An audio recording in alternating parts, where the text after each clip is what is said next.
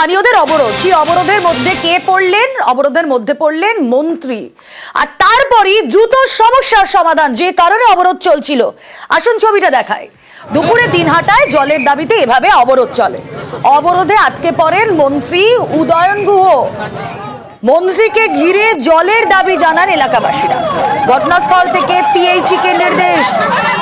মন্ত্রী পিএইচই কে নির্দেশ দেন এবং তারই হস্তক্ষেপে এলাকায় জল ফিরল। এখানে রাস্তা কি হয়েছে? যখন রাস্তার কথা বলেছে রাস্তা হয়েছে, এটা হয়েছে বলেছে ওটা হয়েছে, আর বারবার বলে দিচ্ছি। আমি বলে দিয়েছি, আপনি কি বললেন আমি জানি না। আমি যে আপনি আমার কোনো গাড়ি ছাড়ার জন্য, আমার গাড়ি ছাড়ার ব্যাপার নেই, আমি ঘুরে যাব। আপনি কি করবেন? আপনি থাকেন সারাদিন এখানে, থাকেন সারাদিন। আপনি তো আর কি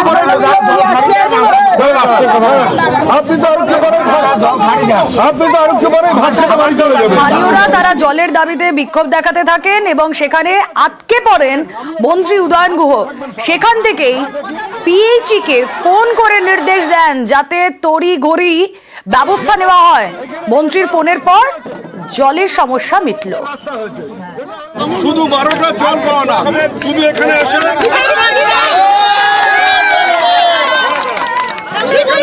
যেখানে যেখানে টিউবওয়েল খারাপ আছে সেই টিউবওয়েল গুলোকে মানে খারাপ আছে ওগুলোকে ঠিক করার বন্দোবস্ত করো।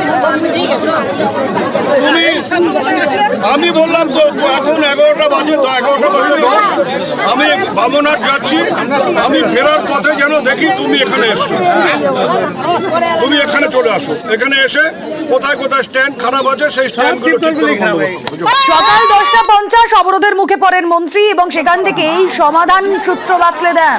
কথা বলবো আমাদের প্রতিনিধি শুভঙ্কর রয়েছেন সঙ্গে। শুভঙ্কর, মন্ত্রীর এক ফোনেই পিএইচির জলের যে সমস্যা চলছিল সমাধান হয়ে গেল তাহলে? দেখো, একেবারেই তোমাকে জানিয়ে রাখি, গত 1 মাসের বেশি সময় ধরে দিনহাটা ভিলেজ 2 গ্রাম পঞ্চায়েতের এই আমবাড়ি এলাকার বিস্তীর্ণ গ্রামগুলোতে পানীয় জল, এই বাড়ি বাড়ি যে রাস্তার ট্যাপ করে যে পানীয় জল সরবরাহ হয় সেই জল সরবরাহ হচ্ছিল না। তারা জনস্বাস্থ্য কারিগরি দপ্তর থেকে স্থানীয় প্রশাসন অভিযোগ জানিয়েছিল, লাভ হয়নি। আজ সকালে তারা যখন পথ অবরোধ করছিলেন আমবাড়িতে, সেই সময় সেই এলাকাতেই যাচ্ছিলেন উত্তরবঙ্গ উন্নয়ন মন্ত্রী উদয়ন গুহ। অবরোধের জেরে তার কনভয় আটকে যায়। সে সময় মন্ত্রী নেমে অবরোধ সরাতে যান, তখন স্থানীয় বাসিন্দাদের সঙ্গে বাদানুবাদে জড়িয়ে পড়ে। পরবর্তীতে বিষয়টি বুঝতে পারে মন্ত্রী দ্রুত জনস্বাস্থ্য কারিগরি দপ্তরের আধিকারিকদের নির্দেশ দেন যে ঘন্টা খানেকের মধ্যে কি সমস্যা রয়েছে, ঘন্টা খানেকের মধ্যে সমস্যা মিটিয়ে বাসিন্দাদের পানীয় জল সরবরাহ করতে হবে। এবং মন্ত্রীর নির্দেশের পরেই তড়িঘড়ি আসরে নামে জনস্বাস্থ্য কারিগরি দপ্তর এবং তারপরেই জল আসে। এবং বাসিন্দাদের যেটা বক্তব্য যে মন্ত্রীর জল আসায় তারা খুশি, তবে এটা যাতে আগামীতেও যাতে স্বাভাবিক পরিস্থিতি থাকে সেদিকেও সংশ্লিষ্ট দপ্তরকে নজর দিতে হবে। বেশ, আশ্বাস দেওয়ার 1 ঘন্টার মধ্যেই আমরা পানীয় জল পেয়ে গেছি। ইনা সাহেব এসেছিল, সব দেখে গেল কোথায় ভাঙা আছে, পাইপ ভাঙা কোথায়, কলগুলি স্ট্যান্ডগুলি খারাপ আছে, সব দেখলো। উনি খুব তাড়াতাড়ি এগুলি ব্যবস্থা নেবেন। জল ছাড়া কেউ বাঁচতে পারে? সেই দিক দিয়ে আমরা খুবই খুশিতে আছি।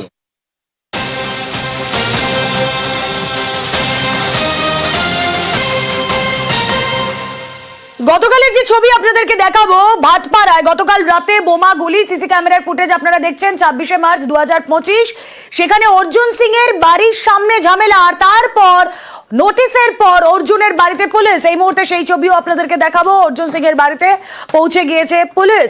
কথা বলবো, আমাদের প্রতিনিধি থাকবেন সঙ্গে, অমিত রয়েছেন। অমিত, গতকালের যে ঘটনা, অর্থাৎ অর্জুন সিং এর বাড়ি থেকে সামান্য দূরে যে মেঘনা মোড় এবং অর্জুন সিং এর বাড়ির সামনের অংশে বোমাবাজি বা গুলি চলার যে ঘটনা, সেই ঘটনাকে কেন্দ্র করে অর্জুন সিংকে ব্যারাকপুর কমিশনারেটের জগদ্দল থানার তরফে দুটো নোটিশ পাঠানো হয়েছিল। আজকে তার ধরে প্রথম থেকে নোটিশ পাঠিয়ে সকাল 10টার সময় জিজ্ঞাসাবাদের জন্য তাকে তলব করা হয়েছিল জগদ্দল থানাতে। রাজনৈতিক কর্মসূচি থাকার কারণে তিনি পুলিশকে জানান যে তাকে সময় দেওয়া হোক। এরপরই আবারও আজকে দুপুরে তাকে নোটিশ পাঠিয়ে আবারও বেলা দুপুর 2টো নাগাদ তাকে ডেকে পাঠানো হয়েছিল।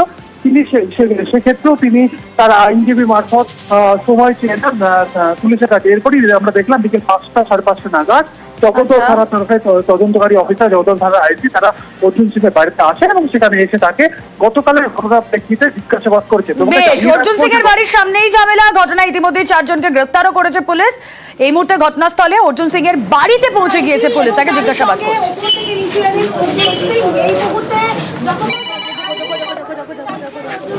আমি স্পষ্ট বলেছি কি আপনারা সিসিটিভি ফুটেজ আপনাদেরকে কোর্টে জমা করতে হবে। আমি কোন জায়গার গুলি চালিয়েছি এটা প্রুফ করতে হবে।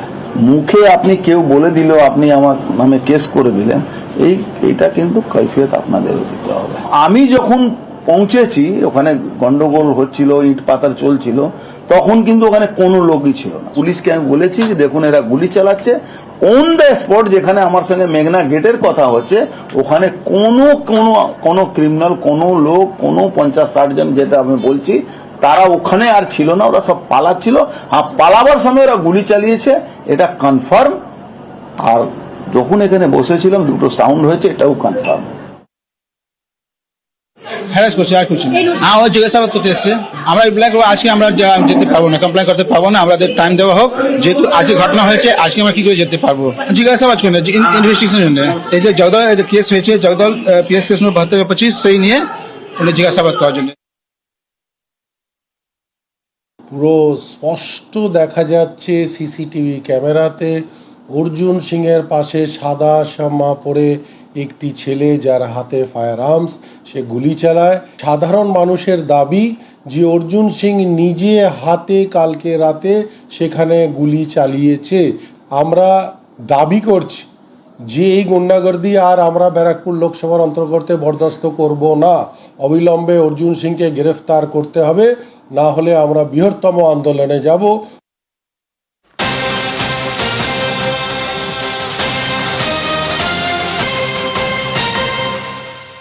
দুর্গাপুরের পাণ্ডবেশ্বর, সেখানে মৃত্যু ঘিরে ধুন্ধুমার সংঘর্ষে মাথা ফাটল ডিসিপির। সংঘর্ষে আহত আরো 4 পুলিশ কর্মী। কুমারডিহিতে যুবকের মৃত্যু ঘিরে রহস্য। প্রতিবেশীর বাড়িতে যুবকের ঝুলন্ত দেহ উদ্ধারে গেলে পুলিশের সঙ্গে বচসা, সেই সময় ছবি আপনারা দেখছেন। স্থানীয়দের বিক্ষোভ ঘিরে ধুন্ধুমার। পুলিশকে লক্ষ্য করে ইট বৃষ্টি বিক্ষোভকারীদের। ইটের আঘাতে মাথা ফাটে ডিসিপি, পাল্টা লাঠিচার্জ পুলিশের।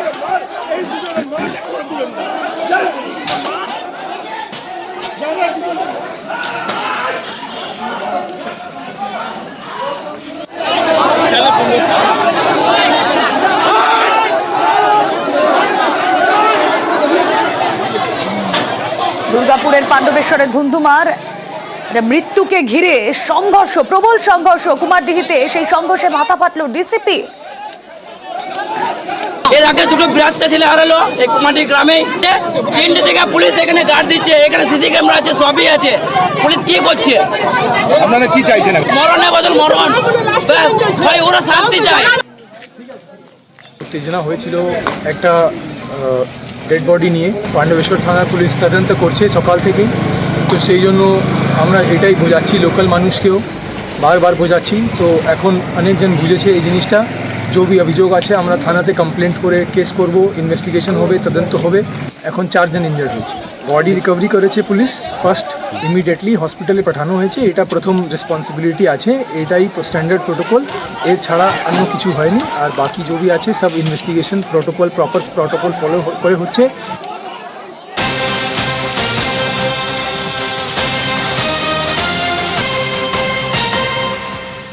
আসানসোলে নেতা গ্রেফতার, পুলিশের কাজে বাধা দেওয়ার অভিযোগ। গ্রেফতার প্রাক্তন কাউন্সিলর আখতার হোসেন। কুলটির মাঝদিয়া পার্কে মেলার আয়োজন, নাগরদোলা লাগানো ঘিরে পুলিশের সঙ্গে বচসা। এরপরই আখতারকে গ্রেফতার পুলিশের। নেতা গ্রেফতারের প্রতিবাদে থানার সামনে বিক্ষোভ। आखिर यह पुलिस उठाया क्यों वहां से अख्तर हुसैन को? आरोप किसके ऊपर है? आरोप कैसे? प्रशासन मतलब काम करेगा, दोनों तरफ से करेगा ना सर। प्रशासन एक तरफ नहीं करेगा ना, प्रशासन सबके लिए है। अरेस्ट करने का कोई रीजन बताइए। आप मांग क्या है आप लोगों क्या हम लोग मांग यही है सर, मेला वहाँ पे लगता है, बाहर अख्तर हुसैन को यहाँ पर रिहा कीजिए।